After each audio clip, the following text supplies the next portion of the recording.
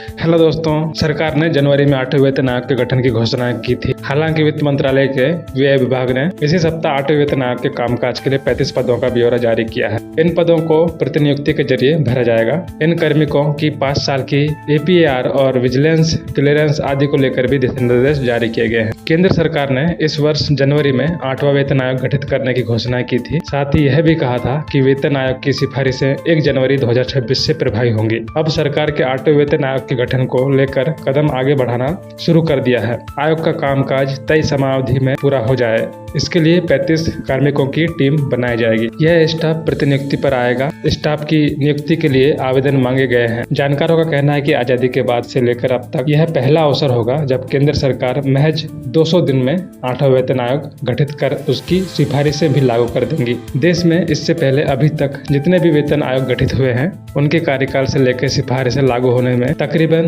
2-2.5 वर्ष का समय लगता रहा है। ऐसा पहली बार होगा जब 1 वर्ष से कम समय में सारे काम होंगे।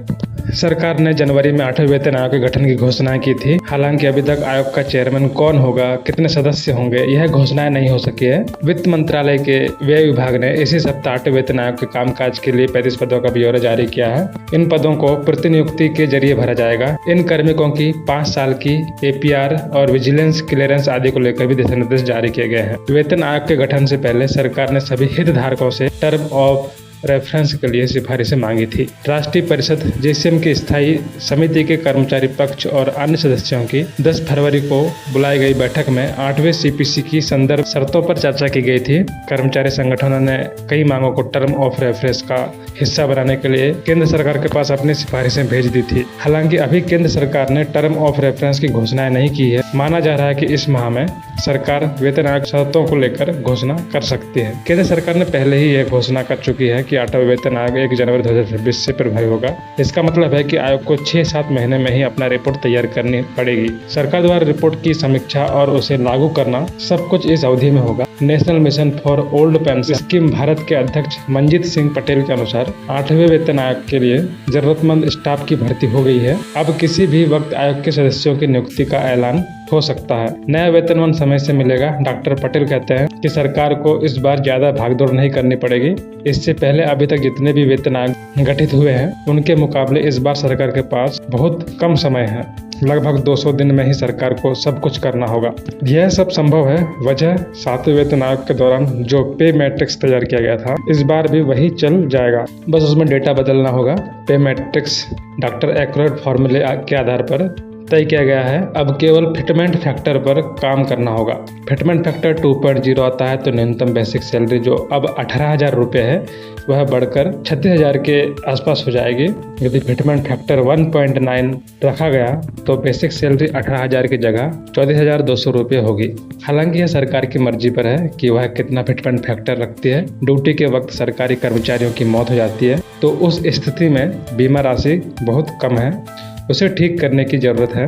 HRA में बदलाव संभव है। TA में भी परिवर्तन किया जा सकता है। पे मैट्रिक्स में अब 18 लेवल है। संभव है कि सरकार कुछ लेवल को आपस में मर्ज कर दे। जब 8वें वेतन आयोग के गठन की घोषणा हुई तो कर्मचारी संगठनों के बीच यह चर्चा हो रही थी कि क्या इस बार मोदी सरकार 8वें वेतन आयोग को लेकर रिकॉर्ड बनाएगी। वजह अभी तक जितने भी आयोग गठित हुए हैं उनकी रिपोर्ट आने और उसे लागू करने में लगभग 2 से 2.5 वर्ष लगते रहे हैं। इस बार स्थिति दूसरी है। पहली जनवरी 2026 से 8वें वेतन आयोग की सिफारिशें यानी वेतनमान रिवाइज होना है।